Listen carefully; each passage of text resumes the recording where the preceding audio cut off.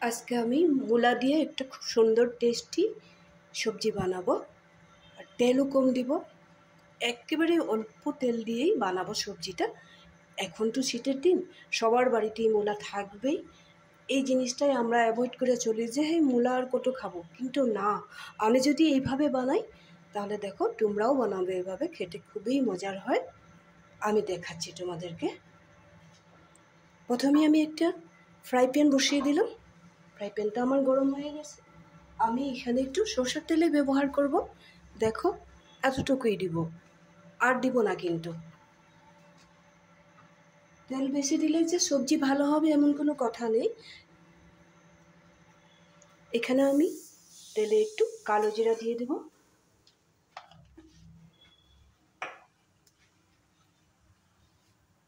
আমি মূলাটাকে গোল গোল করে কেটেছিলাম, সাথে একটা আলু দিয়েছি, আলুটাকেও গোল গোল করে কেটেছি, দেখতেও ভালো লাগে। খাওয়ার প্রথমে দেখা, কিন্তু এই জিনিসটাই আমাদের মনে রাখতে হয়। দেখতে ভালো লাগলে খেতেও ভালো ইচ্ছা করে আর কি তখন।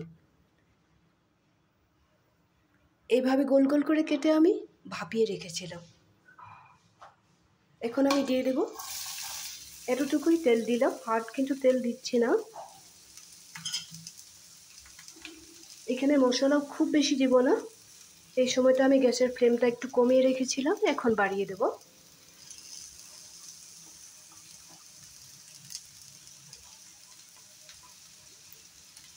সামান্য পরিমাণে একটু হলদি পাউডার দিয়ে দিলাম।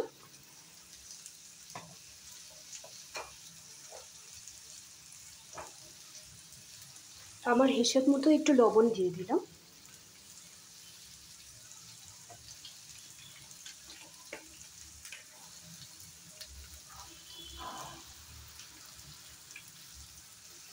একেবারে কম পরিমাণে একটু জিরার গুঁড়া দিয়ে দিলাম।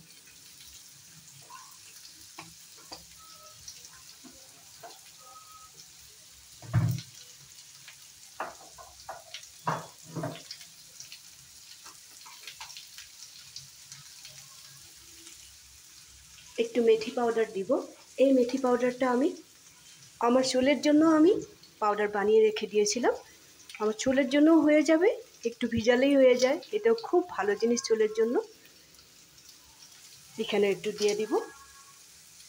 এই মেথি পাউডারটা দিলে ফ্লেভারটা খুবই বেশি ভালো হয়।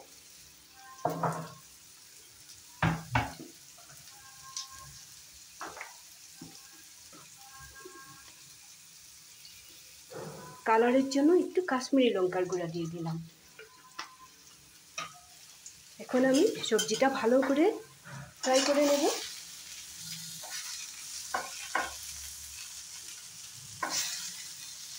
যদি নিচে লেগে যায় তাহলে আমি একটু জল দিব।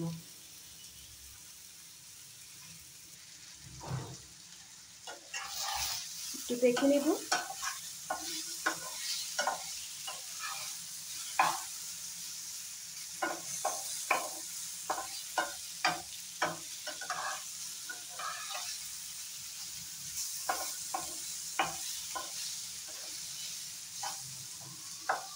আলু আর মূলাটা প্রায় ভাজা ভাজা হয়ে গেছে। আমি এখন একটু গরম জল অ্যাড করব, ঠান্ডা জল দিবে না কিন্তু।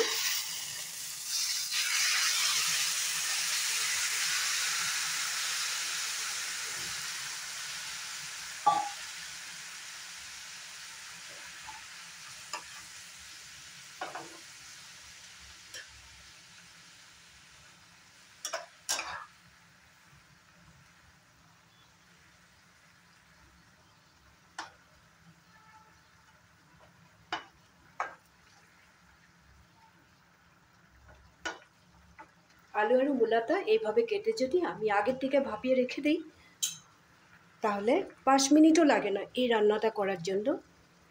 খেতে খুবই স্বাদ হয়।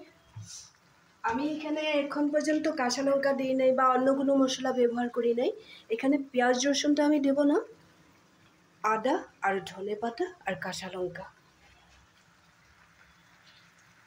4টার মতো কাঁচা লঙ্কা দিয়ে দেব। এটা আমি একটা খুব মিহি একটা পেস্ট করে নেব।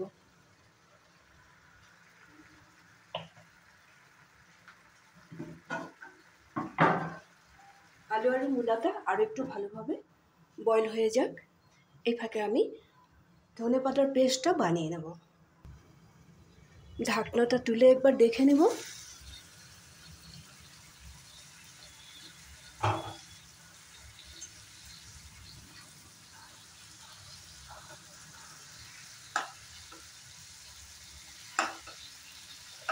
মূলাগুলো খুব সুন্দরভাবে সিদ্ধ হয়ে গেছে, আলু দিয়েছিলাম, আলুটাও সিদ্ধ হয়ে গেছে।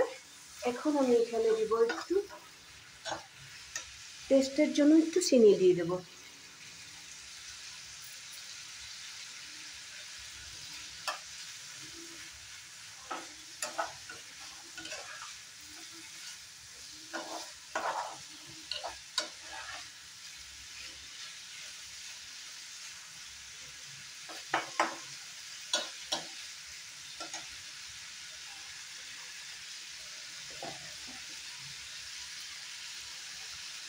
একটু ভাজা মশলা দিয়ে দিব, এখানে গরম মশলা সব কিছু আছে, দালচিনি এলাচ সব কিছুই আছে, এই জন্যই ভাজা মশলাটাই দিয়ে দিলাম একটু।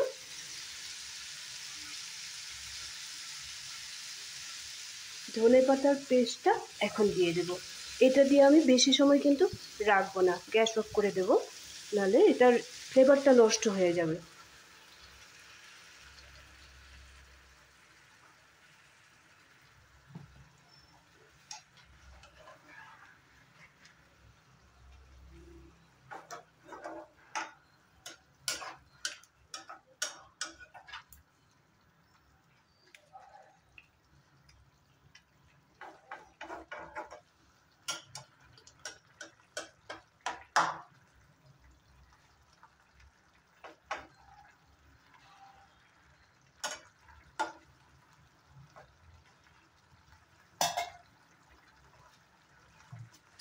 একটু সময়ের মধ্যে দেখো কি সুন্দর একটা হেলদি আর টেস্টি মূলা দিয়ে একটা সবজি হয়ে গেল।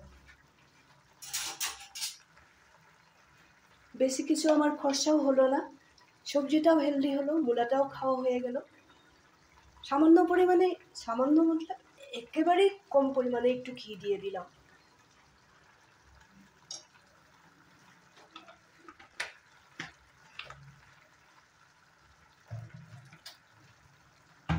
সবজিটা আমার রেডি হয়ে গেছে।